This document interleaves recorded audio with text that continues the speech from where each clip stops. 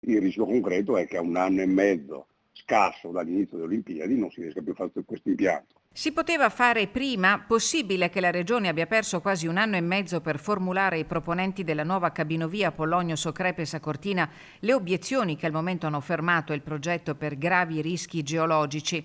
Flavio Tosi, europarlamentare e coordinatore regionale di Forza Italia, interviene a muso duro sullo stop imposto dal Comitato regionale per la valutazione di impatto ambientale all'impianto da 127 milioni, proposto da un partenariato pubblico-privato strategico per le Olimpiadi e Paralimpiadi del 2026 e che la Regione Veneto con delibera del 20 maggio ha definito di preminente interesse regionale. La proposta viene presentata nel settembre del 23, una cabinovia ci vogliono 2 anni, un anno e mezzo, 2 anni a farla, questo insomma lo dicono i più grandi costruttori.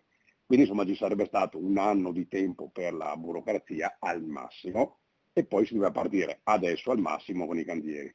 Quello che accade è che a distanza di un anno, cioè adesso, la Regione con un parere via stronca l'impianto. E recuperare i tempi sarà difficilissimo, afferma Tosi, presumibilmente altri 4 mesi, dato che con la sospensiva i proponenti hanno fino a 120 giorni per rispondere. Cioè si arriverà a un anno dalle Olimpiadi con la cabinovia ancora da costruire. Il numero 1 degli azzurri in Veneto rincara la dose, guarda anche alla pista da bob che, afferma, se si riuscirà a realizzare sarà solo grazie all'iniziativa del ministro Salvini, oltre ai cantieri per le varianti. Quelle opere non saranno pronte per Olimpiadi, quindi vuol dire che quella sfida il Veneto l'ha affrontata male.